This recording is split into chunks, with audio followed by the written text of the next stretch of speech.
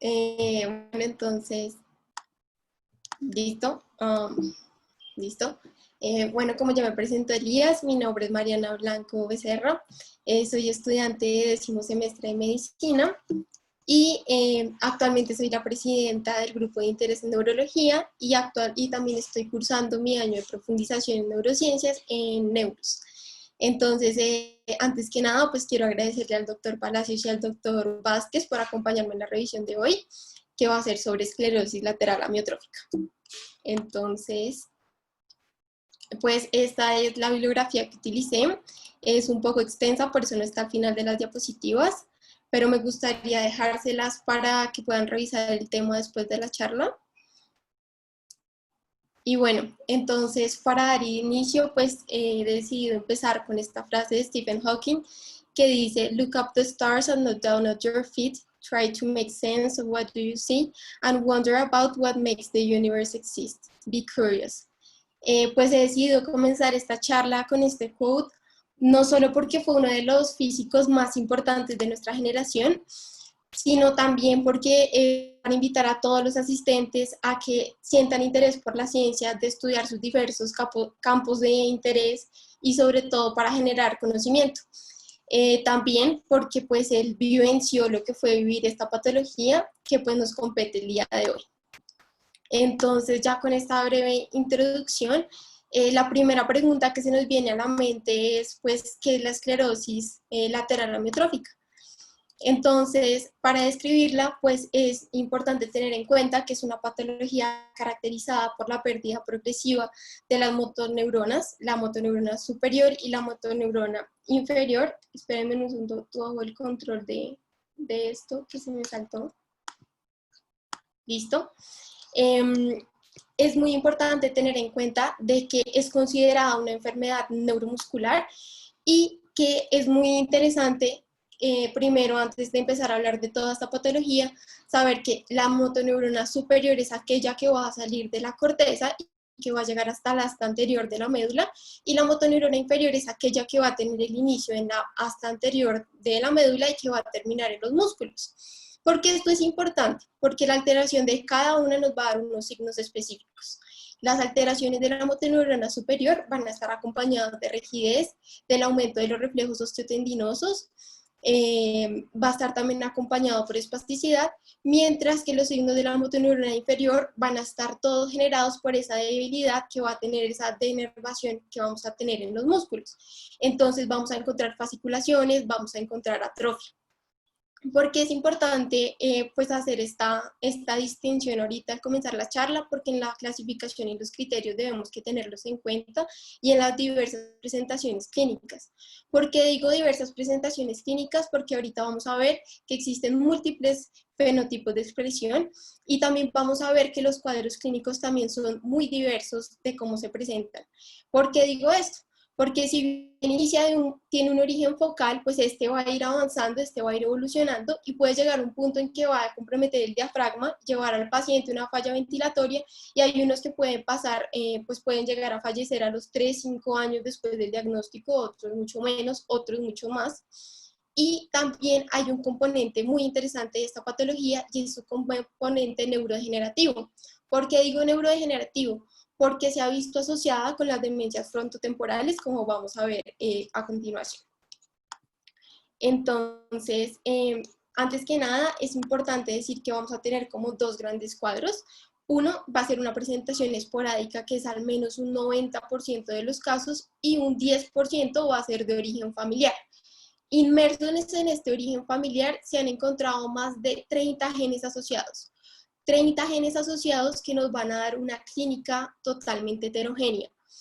Estos genes, si nosotros pudiéramos agruparlos en procesos, lo podríamos tener tres grandes grupos, unos que estuvieran encaminados hacia la biología del ARN, otros hacia el transporte de proteínas y otros por medio del transporte axonal. Si nos damos cuenta, pues a fin de cuentas, estos van a ser los que nos van a determinar los fenotipos y estos fenotipos a largo plazo serían nuestro objetivo, porque si pudiéramos tener una tamización de los pacientes, saber cuál es la genética que subyace la patología, sería mucho más fácil intervenir en el tratamiento y tener con esto un mejor pronóstico de estos pacientes. Entonces, antes de continuar y hablar de fisiopatología, vamos a hablar un poquito de epidemiología. Se ha encontrado que que tiene mayor incidencia en personas de origen europeo. Más que todo, pues se habla de que al menos hay 2.6 a 3 casos por cada 100.000 habitantes, mientras que las personas de ancestría mixta tienen una menor incidencia de la enfermedad. ¿Qué otra cosa se ha dado cuenta? Que esto se da por el componente genético que les había mencionado y que esto también va a incidir en la de presentación de la patología. Pacientes europeos, que es lo que van a tener, pues un promedio de presentación alrededor de los 65 años de vida, mientras que las personas que tienen una ancestría mixta, pues van a presentarse con el cuadro clínico incluso 10 años después, o sea, alrededor de los 75 años. ¿Qué otra cosa es importante tener en cuenta? Es importante tener en cuenta que en los casos esporádicos vamos a tener una afección de 1.2 a 1.5, siendo predominante en hombres que en mujeres, mientras que en aquellas que son de origen familiar la relación va a cambiar y va a ser de 1 en 1. ¿Qué otra cosa se habla que es diferente? El pico de presentación, el pico en el cual vamos a diagnosticar estos pacientes. Los pacientes de los casos totalmente esporádicos se van a diagnosticar más entre los 50 y los 75 años. Los pacientes que tienen este componente o este agregado familiar genético se van a diagnosticar más entre los 47 y los 52 años. ¿Qué es importante acá tener en cuenta? Pues que la genética al menos se va a ver, o el fenómeno de herencia se da al menos pues en ese 60%, y que la supervivencia, como les digo, va a ser variable. Ahorita vamos a ver qué factores inciden en esto.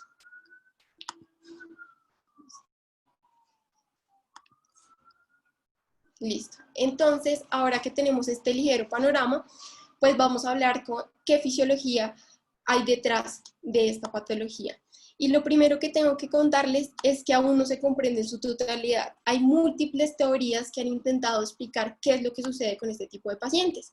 Y por eso en esta diapositiva puse estos signos de interrogación, porque se ha demostrado que hay procesos celulares que están involucrados, se ha demostrado que el transporte axonal también, se ha demostrado que incluso hay una actividad como que simula los priones que también se ven involucrados, está la excitotoxicidad, mejor dicho, hay múltiples mecanismos. Estos múltiples mecanismos han generado que hoy en día se haya planteado una hipótesis que es el modelo multiniveles, en el cual dice que tenemos diferentes rutas que desencadenan las fisiopatologías con diferentes efectos gatillos para que generen la enfermedad. Entonces, como les digo, esto es solamente una hipótesis. Se ha visto que también está asociada al cigarrillo, a pesticidas, a toxinas, y hay una que me parece supremamente interesante, que es la teoría ovírica. ¿Por qué digo que es supremamente interesante? Porque es necesario recordar que al menos un 8% de nuestro genoma es producto de ese DNA remanente de infecciones retrovirales que le ocurrieron a nuestros antecesores. Entonces, ¿qué es lo que se ha encontrado en pacientes con esclerosis lateral amiotrófica? Se ha encontrado presencia de transcriptasa reversa que sea producto de una posible reactivación de genes de retrovirus endógenos. ¿Esto qué quiere decir? Que no se trata de una infección activa, sino que se volvieron a activar. ¿De qué retrovirus? Del retrovirus endógeno tipo K. Este retrovirus se dice que está siendo regulado por el TDP43, que es un gen que vamos a hablar a continuación, y que este gen lo que hace es que reactivan estos genes, va a permitir que se expresen, y al expresarse lo que va a hacer es que va a empezar todo el proceso de neurodegeneración. Como les digo, esto apenas es una teoría. Actualmente se están haciendo ensayos clínicos para mirar si hay algún tipo de terapia, si en verdad esta teoría es totalmente cierta, pero me pareció llamativo incluirla en la charla del día de hoy. No siendo más, vamos a dar inicio a lo que sería el componente genético. Y lo primero de lo que vamos a hablar es del TDP43. Entonces, para primero decirles cuál es la importancia de este gen, es que al menos un 60% de los pacientes pueden llegar a tener esta mutación, un 60% de esos de origen familiar. ¿Qué función cumple el TDP43? Pues él se va a localizar en el núcleo, va a tener un proceso activo en lo que es la transcripción, en el splicing del RNA y en el posterior transporte. Pero, ¿qué es lo que va a pasar? cuando yo tengo una mutación genética, la proteína en su forma cuaternaria no se va a poder plegar correctamente. Al tener un mal plegamiento, lo que va a pasar es que se va a agregar en el citoplasma, va a generar agregados citoplasmáticos. Estos van a incidir directamente en los componentes celulares. Al incidir completamente en los componentes celulares, lo que va a hacer es que va a generar un aumento de radicales libres, va a generar inhibición del proteasoma y, como les voy a mostrar más adelante, va a tener una incidencia directa del deterioro de las neuronas motoras. ¿Por qué se va a dar esta afección de las neuronas motoras? Por procesos de ubiquitinación y, sobre todo, pues hay que tener en cuenta que todos estos se van a ver potenciados cuando sometemos la célula a factores de estrés. Listo. Ahora pues vamos a hablar del gen SOD1. El gen SOD1 también fue uno de los primeros que se encontró, los primeros que se identificaron. Está presente al menos en un 20% de los pacientes de origen familiar que tienen esta enfermedad, y al inicio se cuestionaban, ¿será que cuando muta este gen hay una ganancia o hay una pérdida de función? Lo que encontraron es que hay una ganancia de función. ¿Qué va a pasar cuando se da esta ganancia de función? Cuando muta el SOD1. Cuando muta esta proteína, lo que va a pasar es que también va a tener un mal plegamiento, se va a acumular, vamos a tener unos agregados citoplasmáticos, va a incidir sobre los radicales libres. Estos radicales libres me van a favorecer el proceso de apoptosis, pero un hallazgo muy interesante es que estos agregados se van a transferir de célula a célula que estén en conjunto o que tengan algún grado de continuidad. Entonces, al afectar a las células aledañas, lo que va a pasar es que va a llevar una característica de afectación de todas las vías neuroanatómicas cercanas a la neurona que empezó con la afectación. ¿Esto qué nos va a dar en conclusión? El mal plegamiento y los agregados nos van a generar problemas en el proteasoma, problemas en el transporte axonal y toda la parte de los radicales libres, lo que nos va a generar a largo plazo, pues en medio de todo este proceso, va a ser la muerte prematura de las motoneuronas. Entonces, para poder estudiar este gen, se han hecho múltiples ensayos de laboratorio en el cual se ha mostrado que si se potencia la mutación en ratones, estos van a tener una presentación clínica de una parálisis muy parecida a lo que es la esclerosis lateral amiotrófica, y pues esto lo que nos ha permitido es mirar el gran componente que tiene el SOD1 en esta patología. Entonces, para poder sintetizar lo que es los dos genes que acabamos de ver, traje esta gráfica de New England, en el cual, si se dan cuenta, básicamente vamos a explicar el proceso que sería la acumulación de las proteínas agregadas. Entonces, lo que vemos en la parte superior es el BCP, que es el Valocin. El Valocin junto al SOD1 lo que va a hacer es que me van a potenciar estos agregados de estas proteínas que no tienen puesto el plegamiento correcto. Además de esto, este proceso se va a potenciar con otros genes como es el TDP43 y el gen FUS que vamos a ver más adelante. Al potenciar este proceso de los agregados, estos van a poder viajar a otras células. Al viajar a otras células, lo que van a hacer es que nos van a generar y nos van a potenciar la neurotoxicidad y la degeneración de las neuronas motoras, pero a su vez esos agregados van a actuar con otros genes. ¿Con qué genes van a hablar? Con las proteínas de la optineurina, van a también interactuar, que pues es la OPTN, también van a interactuar con lo que es el secuestrosoma tipo 1, que es el SQSTM1, y lo que van a hacer estos al interactuar con estos agregados es que me van a potenciar toda la parte neuroinflamatoria. ¿Cómo lo van a hacer? Por medio de TNF-alfa, por medio de interferones, haciendo que esta neuroinflamación me sea un factor contributivo con lo que les acabo de explicar sobre la neurotoxicidad. Además de eso, todo este componente lo que va a hacer es que también me va a potenciar el componente de autofagia, que pues al final también va a contribuir al daño de las neuronas motoras. Listo. Entonces ahora vamos a hablar de otro gen, que va a ser el C9orf72.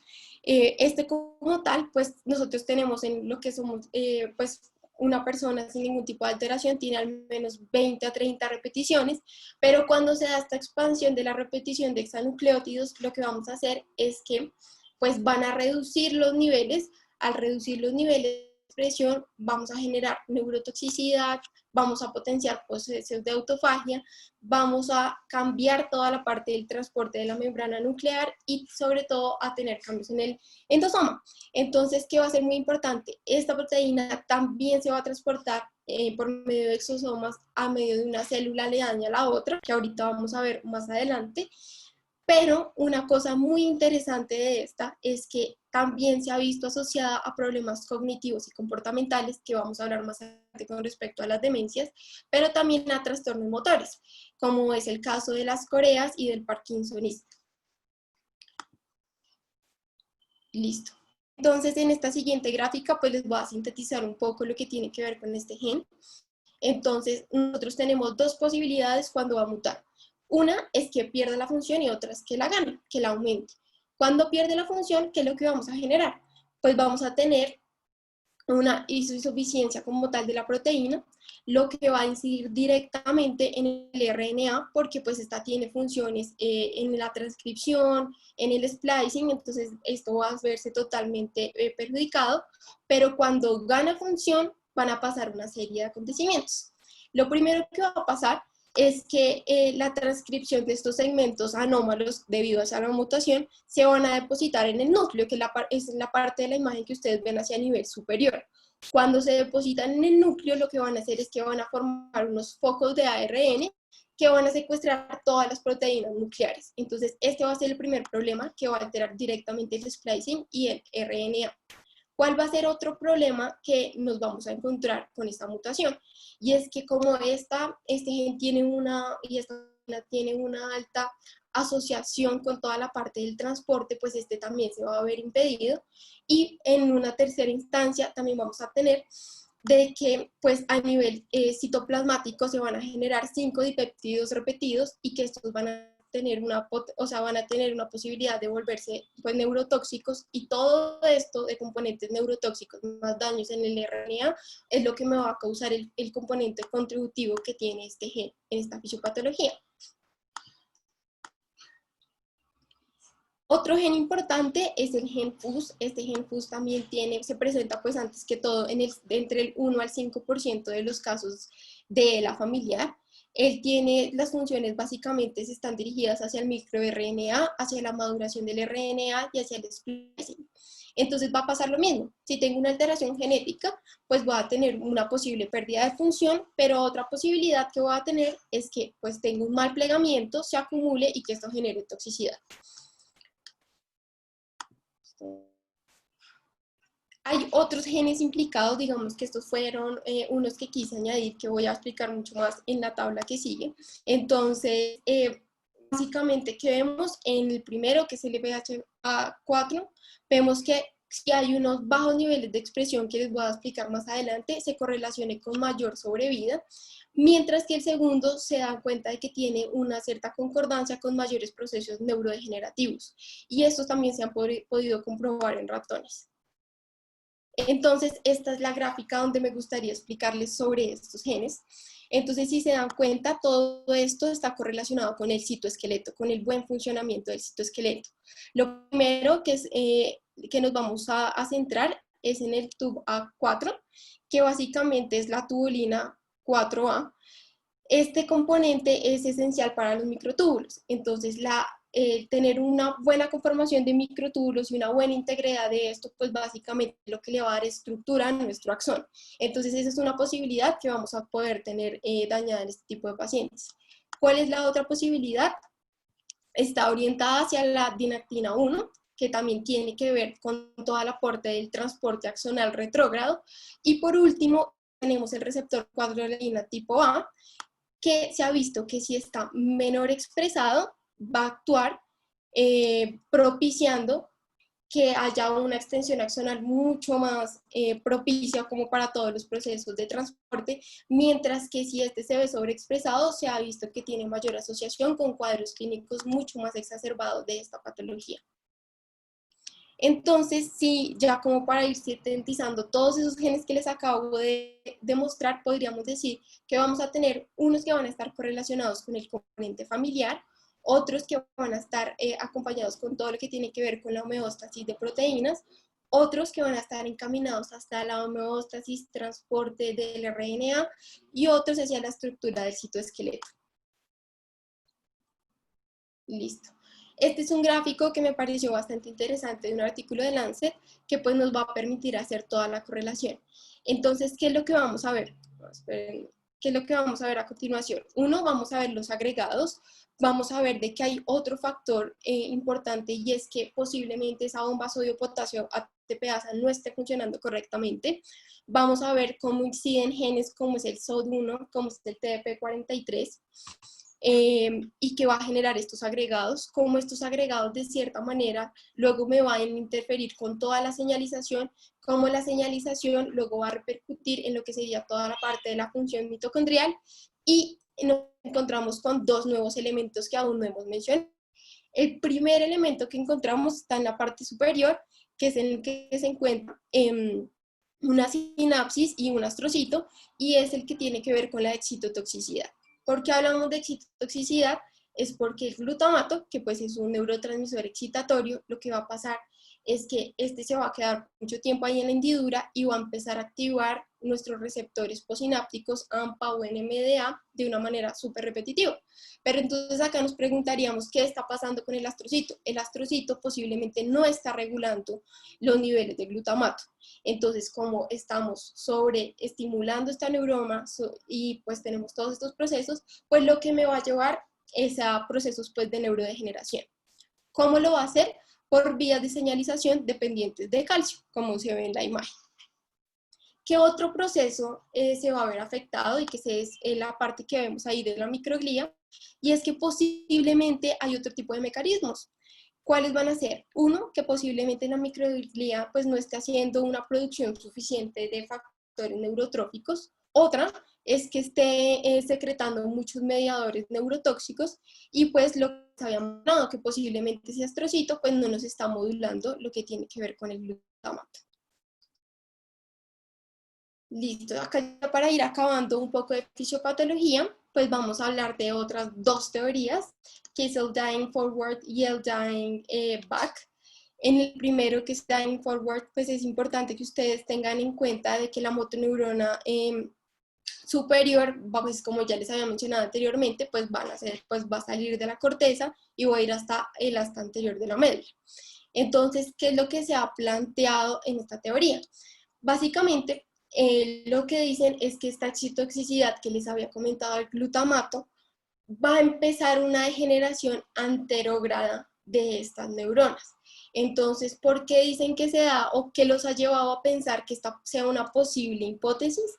Básicamente es que cuando han visto o han evaluado a pacientes en inicios de la enfermedad o incluso en casos familiares antes de que se presente la misma, pues hay una gran hiperexcitabilidad de estas neuronas. Entonces dicen que posiblemente pues ese sea un mecanismo que explique lo que se está dando en esta patología. Pero hay una otra explicación que sería el dying back, que lo que dice es que el inicio de la enfermedad no está ahí cuando hace sinapsis de la motoneurona superior con la inferior, sino que está en la sinapsis que se va a dar en la unión neuromuscular. Entonces, ¿qué es lo que dice? Que en esta parte como de la unión neuromuscular, lo que vamos a mirar es que toda la parte de los factores neurotróficos no se van a producir de la mejor manera. Generalmente, entonces, ¿esto a qué nos llevaría? Que la muerte se diera desde la motoneurona inferior hacia la motoneurona superior. Entonces, ahorita nos preguntamos qué teorías o qué hallazgos apoyan a que esta sea una posible opción en la fisiopatología. Y lo primero que tendríamos que encontrarnos es que pues hay unos hallazgos de que pacientes que van a sufrir una denervación temprana antes de tener toda la clínica de la motoneurona superior, y además de eso también se ha encontrado que hay una acumulación de todos estos agregados de SOD1 en las células de Schwann. Posiblemente también sean un factor contributivo para que la primera que se afecte sea la motoneurona inferior y la unión neuromuscular. Entonces, si se han dado cuenta, es un poco extenso hablar de fisiopatología de la esclerosis lateral amiotrófica porque siguen en estudio, pero va a ser importante para poder hablar un poco de la presentación clínica de estos pacientes. Antes de dar paso a esta parte de la charla, me voy a permitir leer otro quote de Stephen Hawking que dice, "Maybe I don't have the most common kind of motor neuron disease, which usually kills in 2 or 3 years." Y esto hace referencia y por qué lo traigo en este momento de la presentación. Lo traigo porque nos está hablando de la heterogeneidad que existe en la presentación clínica de esta patología. ¿Y por qué lo digo? Porque muchos van a fallecer a los 2 o 3 años después del diagnóstico. Pero entonces él nos demuestra que hay muchas expresiones fenotípicas de enfermedad. Hay unos que al menos es un 50% van a fallecer en los 30 meses siguientes del inicio clínico, mientras que hay un 20% que van a fallecer incluso 5 a 10 años después.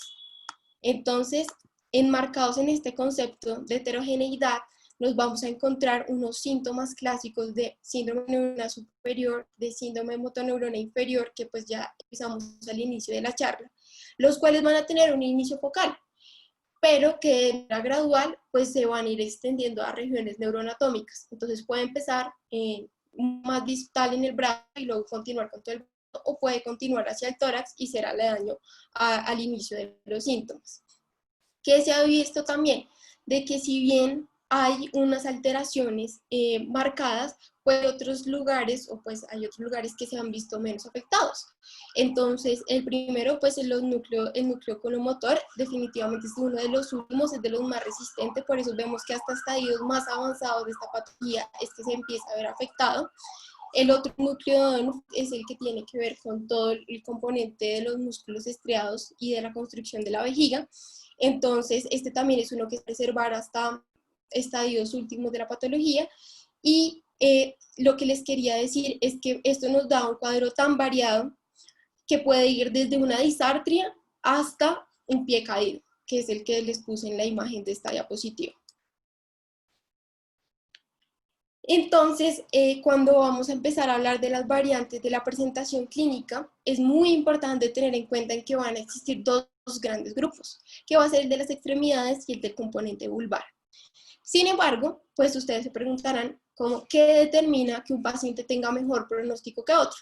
Entonces, ¿qué se ha visto? Que pacientes que tienen un compromiso, pues, de motoneurona inferior, pues suelen tener mejor pronóstico. ¿Qué se ha visto? Pacientes con SOD1 tienen mejor pronóstico. Pacientes con la variante de nada más alteración del miembro superior también tienen, de inicio de miembro superior, también tienen más pronóstico.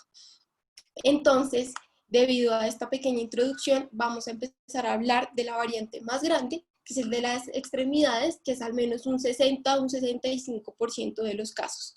Entonces, ¿qué vamos a encontrar acá? Vamos a encontrar 4 posibilidades. Una, la de los brazos inestables, que en los brazos inestables lo que vamos a encontrar es que va a haber un síndrome de motoneurona inferior proximal en los brazos con un como compromiso bastante leve de síndrome de motoneurona superior en las piernas. Entonces va a ser predominante en los brazos el síndrome de motoneurona inferior. ¿Qué vamos a encontrar también? En las piernas inestables, pues vamos a encontrar un síndrome de motoneurona inferior limitado a los miembros inferiores, que va a ser generalmente asimétrico. En el cuadro hemipléjico, lo que vamos a encontrar es un síndrome de motoneurona superior unilateral que va a ser progresivo, que va a poder llegar a afectar hasta los músculos pues, faciales ya hacia el rostro. Y vamos a encontrar de manera muy contrastada un síndrome de motoneurona inferior leve. También vamos a tener otro cuadro clínico que es el pseudopolineurítico, en el cual pues vamos a encontrar signos distales de motoneurona inferior y muy poco de motoneurona superior y muy poco de motoneurona inferior. Listo. Entonces, a nivel vulvar, que es otra forma de presentación, al menos en un 30% de los casos, el paciente posiblemente va a empezar con una disartria, después de esto va a empezar con una disfagia y todo va a ser por el compromiso que van a tener los músculos orofaringeos.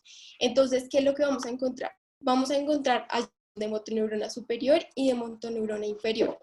Hallazgos de motoneurona superior vamos a encontrar una cosa que se describe como el tirón mandibular, vamos a encontrar un afecto pseudovulvar, espasticidad, y también disartria espástica, que se va a caracterizar por un discurso lento, dificultoso, distorsionado, Mientras que en los síntomas de motoneurona inferior lo que vamos a encontrar es alteración de la lengua, porque pues este es un músculo que también se va a ver alterado, va a ser mucho más lento los movimientos, vamos a encontrar fasciculaciones, vamos a encontrar debilidad, y también se puede acompañar de un tipo de disartria flácida y posteriormente la disfagia que les estaba comentando. Sin embargo, pues no son solamente estas dos presentaciones, les traje otras dos, que es de al menos un 5 o un 15%, que básicamente va a tener un componente tanto espinal como vulvar, va a tener predominantemente pues unos síntomas cognitivos y comportamentales dados por demencia, que también está muy asociada con el C9orf72, y también vamos a tener otra presentación clínica de alrededor de un 5%, que va a ser de un inicio vulvar aislado. Y cuando hablo de un inicio vulvar aislado, es que al menos durante los primeros años, lo único que vamos a encontrar alterado en estos pacientes es lo que tiene que ver con la disartria. Entonces, ¿cuál es esto? ¿En cuál es más predominante? Generalmente son mujeres mayores de 65 años, que además de esto vienen acompañadas de un montón de problemas cognitivos, como puede también la labilidad emocional. ¿Qué otras formas de presentación existen? Digamos que estas sí son tan prevalentes. Una es la atrofia espinal progresiva, que va a tener un inicio focal. Después de esto, pues se va a generalizar con todos los síntomas de motoneurona inferior, y pues que nos va a llegar al final con la falla ventilatoria. ¿Qué otras posibilidades nos vamos a encontrar que son supremamente raras, que apenas son un 3%? Va a ser la de caquexia y la del cuadro respiratorio.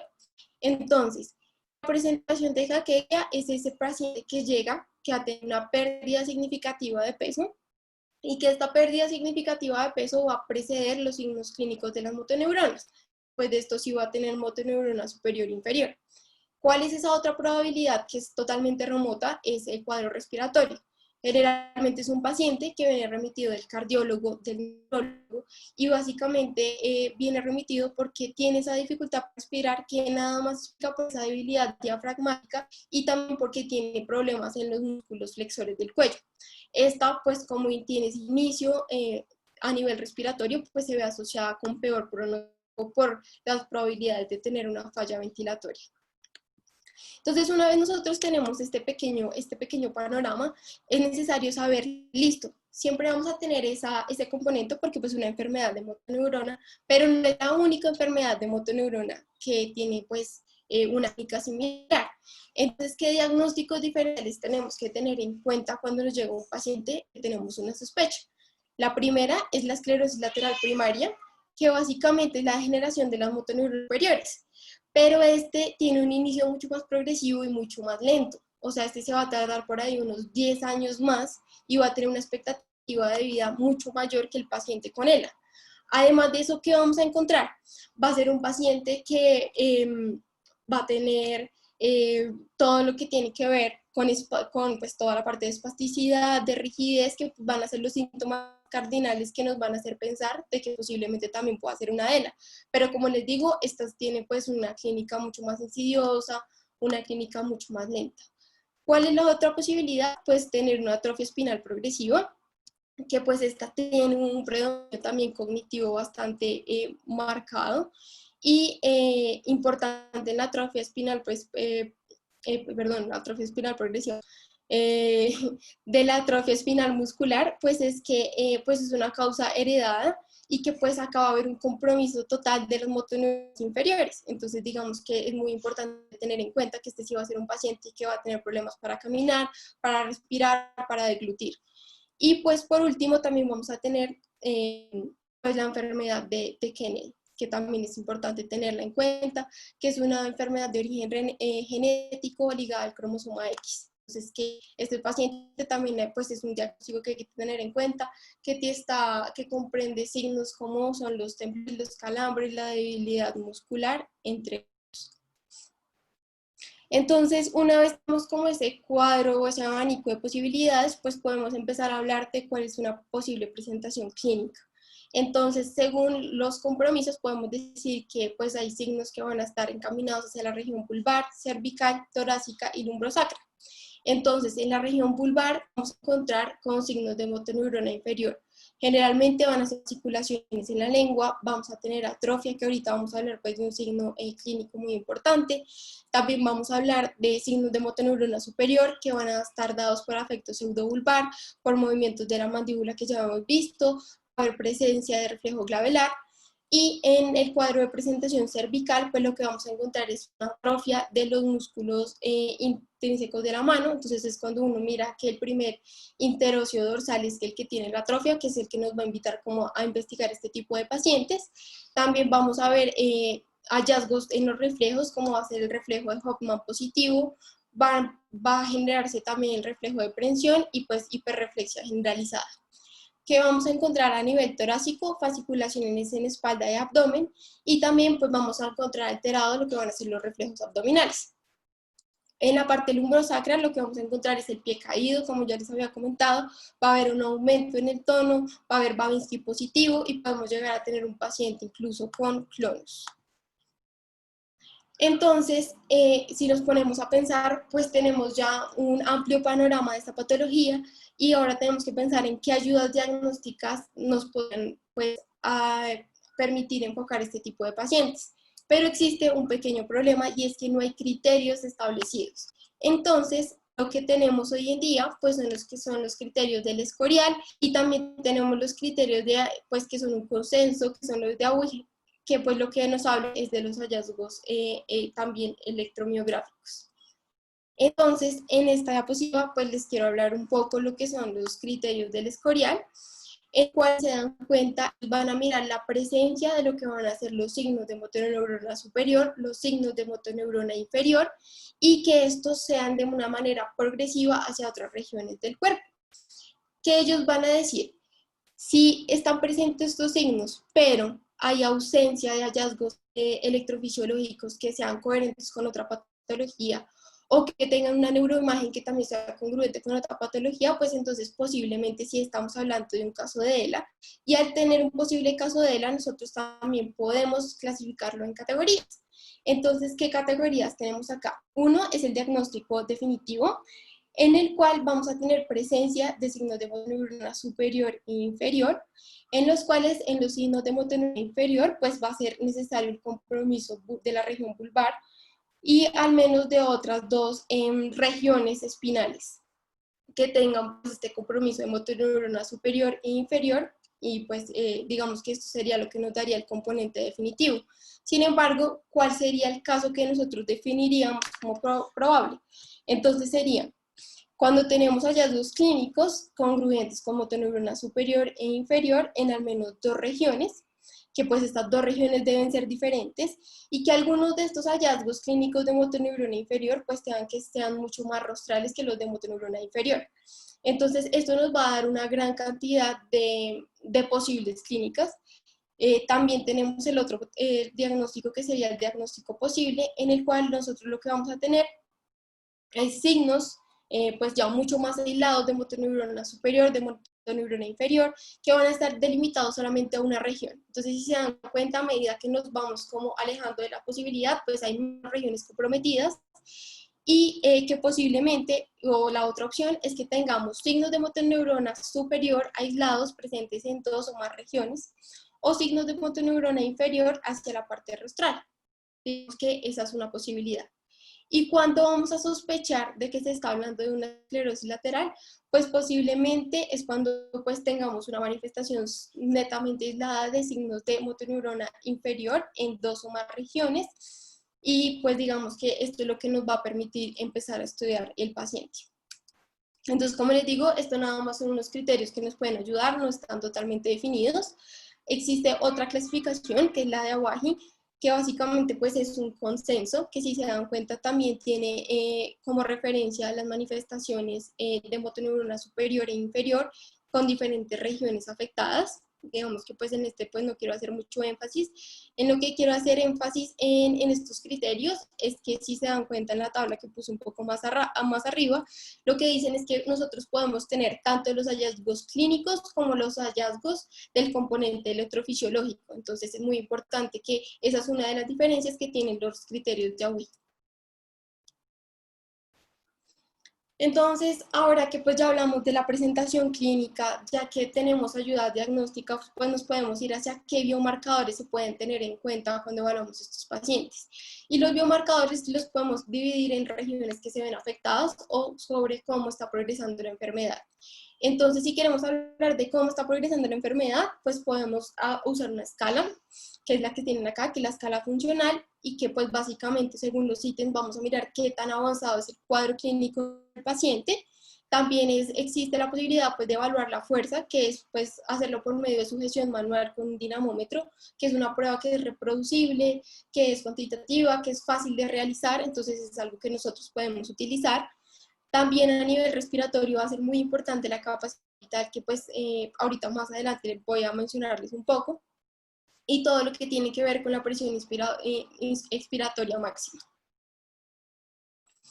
Cuando evaluamos netamente como qué parámetros podemos tener como biomarcadores de motoneurona inferior, pues va a ser muy importante los hallazgos que vamos a tener en el electrodiagnóstico. Entonces, un ejemplo, cuando hacemos una electromiografía, ¿qué es lo que vamos a encontrar que va a estar alterado? Entonces, en este orden de ideas, pues nosotros tenemos dos posibilidades, y es que tenemos un paciente que aún no ha iniciado la clínica. Ese paciente que aún no ha iniciado la clínica puede tener una conducción nerviosa normal, sin alteraciones. Sin embargo, hay otros reportes que dicen que ese paciente que aún no ha iniciado la clínica sí puede llegar a, así tenga todos los músculos totalmente normales, sin ningún grado de atrofia, puede llegar a tener algún tipo de alteración y podríamos estar hablando de que hay una motoneurona inferior de origen pues, que está en este momento subclínica. Sin embargo, cuando ya tenemos la clínica, cuando esta ya progresa, pues ¿qué es lo que podemos encontrar? Uno es la reducción de la amplitud de los potenciales de acción muscular compuestos, digamos que ese es un posible hallazgo. Otro posible hallazgo son las fasciculaciones, y otro posible hallazgo que podemos encontrar son las ondas agudas positivas. Digamos que estos tres signos pues, pueden ser cardinales cuando estamos teniendo esta ayuda diagnóstica. ¿Qué otra cosa va a ser muy importante? Van a ser las neuroimágenes. Entonces, primero, pues la resonancia magnética nos puede ayudar a distinguir pacientes de sanos a pacientes que están afectados, y ustedes me van a preguntar, pues básicamente, ¿por qué se va a dar esto? Entonces, para eso me quiero remitir a la primera imagen que tenemos en la diapositiva. ¿Y por qué me quiero remitir a esa primera imagen que tenemos en la diapositiva? Y es porque hay hallazgos que van a ser netamente de afectación de motoneurona superior. Con esto no quiero decir que sean de esclerosis lateral amiotrófica, o sea, son solamente hallazgos de motoneurona superior que nos pueden llevar a sospechar. ¿Y estos cuáles van a ser? Como estas se están viendo afectadas, se va a afectar directamente el tracto corticoespinal, pues se van a afectar los tractos, entonces el tracto corticoespinal es el que se va a afectar, y si ustedes se dan cuenta en la imagen es el que se va a ver hiperintenso en T2, que es el que está señalado por las flechas. ¿Qué otra cosa nos podemos encontrar?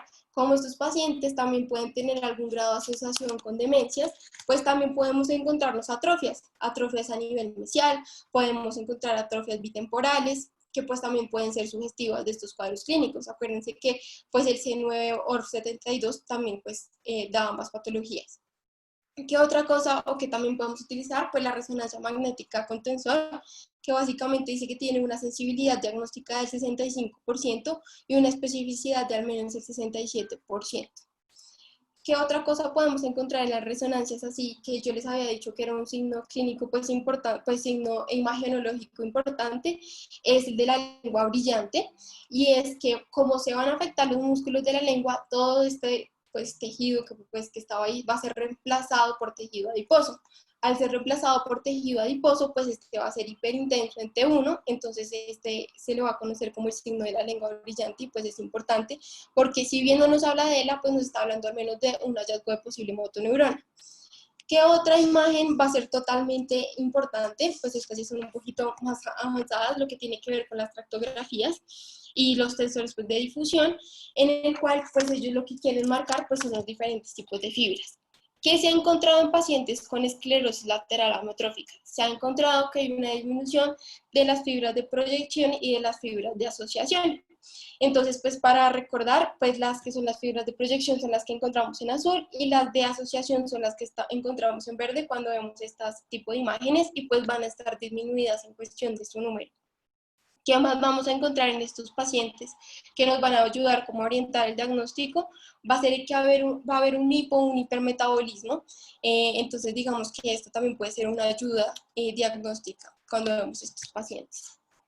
Entonces, hasta el momento, pues que tenemos diferentes de scores, tenemos diferentes tipos de imágenes, tenemos criterios y nos hace falta una cosa muy importante que son los biomarcadores en líquido cefalorraquídeo.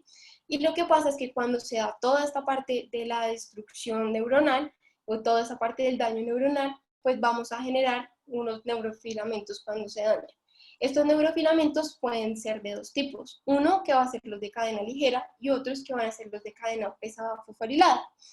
Estos, en especial los de cadena ligera, van a ser unos indicadores de progresión de la enfermedad. Esto me quiere decir que están aumentando estos daños a nivel neuronal. Entonces, esta es una prueba pues bastante sensible y específica. Los de cadena ligera tienen una sensibilidad del 77% y una especificidad del 85%, y los de cadena pesada tienen una sensibilidad del 83% y una especificidad del 77%. Ahora sí, pues voy a hablar un poco de lo que es la asociación con demencia. Muy importante es que un paciente con esclerosis lateral amiotrófica, al menos un 50% va a tener este cuadro clínico después, y que al menos por ahí un 13% de los pacientes que tienen demencia frontotemporal pueden llegar a tener esclerosis lateral amiotrófica. Entonces, en ese punto nos preguntaríamos, ¿cómo será que sí puedo aplicar los mismos criterios diagnósticos o tengo que aplicar otros? Pues la respuesta es que no podemos aplicar los mismos criterios. Lo único es que a medida que va aumentando la afección del paciente, posiblemente tenemos que utilizar otras herramientas. Entonces, hay un ejemplo, está la ALS Spread Cognitive Assessment, que puede ser una herramienta que podemos utilizar.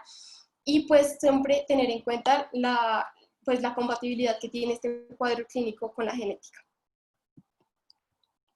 Entonces, antes de empezar a la parte de tratamiento, pues me gustaría comentar algo, y es que pues estos pacientes no tienen un tratamiento 100% específico. Mucho del tratamiento tiene que ser enfocado hacia la parte multidisciplinaria, y además de esto pues tenemos que procurar aliviar los síntomas que van a presentar ellos. Entonces, dentro de los cuidados especiales hay nada más 2 medicamentos que han sido aprobados por la FDA, que son el Riluzol y el Edaravone, en el cual el primero, que es el Riluzol, pues va a aumentar la sobrevida de los pacientes. Se ha visto que al menos en ensayos clínicos de 11 a 8 meses, mientras que otros han reportado entre 3 a 6 meses más de vida. Y pues es muy importante porque se acuerdan de todo lo que hablábamos de la citotoxicidad, pues este es un inhibidor de la producción de glutamato, entonces va a actuar como un neuroprotector y por eso pues se ha demostrado su eficacia. Y también tenemos Edaravone, en el cual pues también se ha visto que tiene una fuerte incidencia si se empieza en estadios muy tempranos de la enfermedad, y pues va a disminuir la velocidad de progresión de estos pacientes. ¿Qué tiene pues de negativo? De que puede generar ciertos trastornos del movimiento y también puede generar disfagia. Entonces esto es como algo de los efectos secundarios. Esto es lo que les comentaba. Cuando tenemos un paciente, este tipo de pacientes tienen otros síntomas que pueden ir desde la depresión hasta la labilidad emocional. Para estos pacientes están indicados, podemos usar todo lo que tiene que ver con benzodiazepinas, antidepresivos, no hay ningún problema. Vamos a darnos cuenta que cuando hablamos de la parte de nutrición, pues los tengo más adelante, pero también podemos tener otro tipo de herramientas como la gastrotomía. También pues muy importante el cambio de la dieta a una dieta más líquida, pues porque se ven afectados los músculos de la deglución. También si tienen dolor se puede pues manejar con AINES y demás. Y pues muy importante el manejo multidisciplinario, porque si tiene disartria o si tiene cualquier otro tipo de alteración, pues nos podemos valer de otras especializaciones del área médica para poder satisfacer y pues hacer mejor la calidad de vida de estos pacientes. Pero entonces, ¿cuál va a ser el primer problema que vamos a encontrar? Va a ser toda la parte respiratoria. ¿Y por qué va a ser la parte respiratoria? Porque estos pacientes, pues en general van a tener la falla ventilatoria, pues va a ser una de las principales causas de muerte, y va a ser por 2 causas. Uno, por la parte de las motoneuronas, pero otra también va a ser el deterioro de los centros respiratorios. Entonces es un paciente que posiblemente tenga una hipoxia nocturna, es un paciente que posiblemente esté letárgico, que tenga una cefalea matutina o que el sueño pues no sea reparador. Entonces incluso nos podemos ayudar de una polisomnografía y mirar a ver qué es lo que está pasando en este tipo de pacientes. Entonces, ya teniendo eso como referencia, pues nosotros también podemos hacerle una espirometría y mirar cómo está haciendo esa capacidad vital forzada. Se dice que en este tipo de pacientes no es tan sensible, sin embargo, pues sí se recomienda utilizarlo. Dice que es mucho mejor la presión nasal de olfateo, que tiene un mayor valor predictivo de insuficiencia respiratoria, pero pues básicamente la capacidad vital forzada sí nos va a hablar de lo que va a ser la debilidad diafragmática. ¿Qué otra cosa se puede tener en cuenta? Pues que podemos utilizar el PIPAP, podemos usar la presión positiva pues para mejorar la sobrevida de pacientes, mejora incluso en meses. Y pues si este no es una intervención adecuada, pues ya podemos pasar a ventilación pues, mecánica o pues mucho más avanzada, como puede ser el caso pues de la traqueostomía, que si no tolera pues la ventilación no invasiva, pues este ya va a ser el último recurso. Se dice que al menos aumenta la sobrevida de los pacientes entre 10.4 meses. Y hay una cosa muy importante que va a ser el manejo de las secreciones. ¿Por qué es muy importante? Porque este paciente pues si tiene, no puede deglutir, ¿cierto? Pues va a ser mucho más fácil también de que pues se le vaya hacia la vía respiratoria, genere una neumonía y que pues fallezca a causa de la neumonía. Entonces las guías pues hablan del flujo expiratorio, del pico de flujo expiratorio de oxígeno, que lo que dice es que si es mayor a 337 litros sobre minuto, pues se dice que al menos tiene un pronóstico como vida de 18 meses, mientras que si es mayor de 160 litros sobre minuto, pues es un paciente que ya no tiene esa capacidad tan conservada, entonces que nos toca intervenirlo mucho más y la forma más adecuada de intervenirlo pues es removiendo las secreciones. Manual y también puede ser pues ayudarnos de toda la parte farmacológica, como puede ser utilizar los antagonistas de los receptores beta, broncodilatadores, anticolinérgicos, entre otros. Y ya para terminar, pues es muy importante el componente de la nutrición. ¿Y por qué es muy importante? Porque al menos un 16 o un 55% de estos pacientes van a tener malnutrición. Y la malnutrición también se asocia con el pronóstico. ¿Por qué se asocia con el pronóstico? Porque un índice de masa corporal menor a 10.5 nos habla de que la sobrevida del paciente va a estar muy limitada, mientras que un BMI entre 30 y 35 pues nos hablan de mucho más meses de sobrevida para este tipo de pacientes. Entonces, lo que dicen las guías es lo siguiente: si tenemos un paciente que ha tenido una pérdida significativa de peso de al menos un 10% o mayor a un 10%, podemos llevarlo de una vez a gastroenteromía. Hay otras guías que son un poco más como radicales y dice que con un solo un 5% hay que empezarlo a considerar. ¿Por qué hay que considerar? Porque si tiene dificultades en la ventilación, se ha visto que puede tener mayor cantidad de complicaciones. Entonces, si se dice que esta es menor al 50%, entonces, pues es un paciente que de pronto nos tenemos que apurar un poco más hacia la intervención. Siempre pensarlo en paciente que tenga poca tolerancia a la vía oral y lo que les dije, pérdida de peso. ¿Qué se recomienda? Siempre pues hacer una gastrostomía endoscópica percutánea, que es como el que está en la imagen de la diapositiva. Y pues ya no siendo así, pues muchas gracias por haber asistido el día de hoy. Es un tema bastante amplio e interesante y espero que pues les haya gustado la presentación.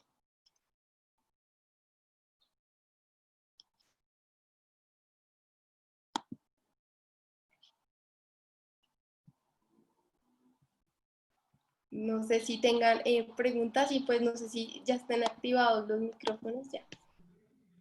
Yo más que una pregunta quiero felicitar a Mariana porque ha sido una presentación completísima, excelente, de un nivel muy alto, muy completa y no, realmente no se trata de agregar nada, sino felicitarte, realmente muy bien, impecable y pues obviamente que va a haber muchas preguntas y comentarios, pero por supuesto que te quiero felicitar, saludar a todos los integrantes del grupo, me parece que son unas actividades excelentes y hay que promoverlas al máximo y seguir adelante, así que bravísimo. Gracias, doctor. Entonces, no sé si hay preguntas, algo más que agregar a la revisión de hoy.